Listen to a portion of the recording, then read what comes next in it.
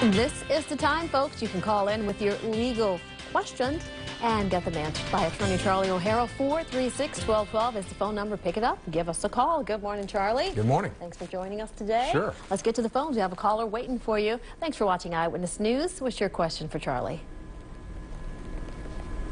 Good morning. Hello? Hi. Go ahead with your question.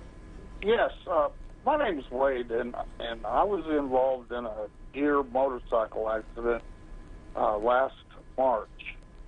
And then in December, in late December, they come and arrested me at my house for a DUI. What happened?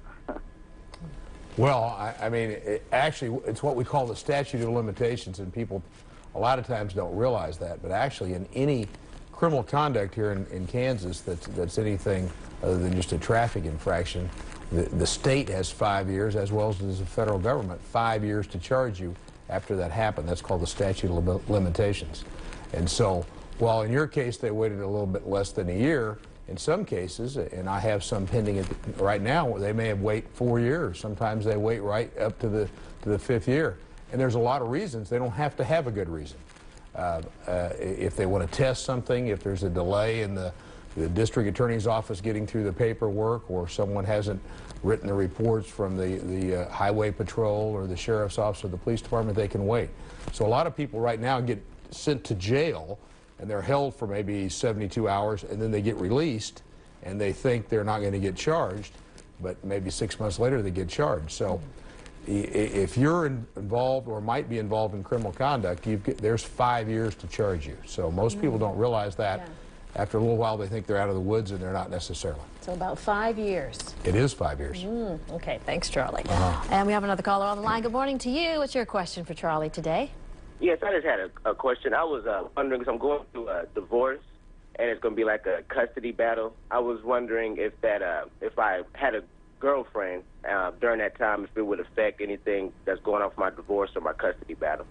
Well, it very well, I don't know that it's going to affect your divorce. We're in what we call a no-fault state. So if in a divorce, if there's a fault, even if there's an affair, it isn't relevant to the divorce itself. However, if you're arguing about children and where they go, the new person in your life will be a factor that the judge will look at and the courts will look at. So if your new girlfriend is involved in something that the judge doesn't like as far as her personal habits or her employment, it may very well affect, or she's had some problems in the past with something, it very well may affect where the children go. So it could affect that.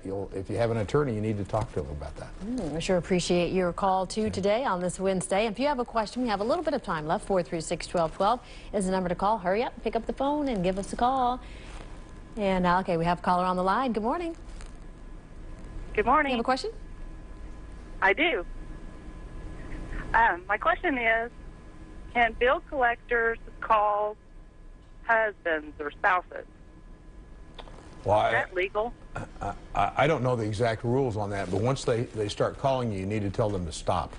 And if they don't stop, you need to turn them in either to the district attorney's office or the attorney general's office, because they shouldn't be harassing you, and they tend to just really harass people. So I would make a complaint if you're being harassed. All right. Thanks for your call. Thank you, Charlie. Sure. We'll see you next week. Okay. Have a good day. Thanks.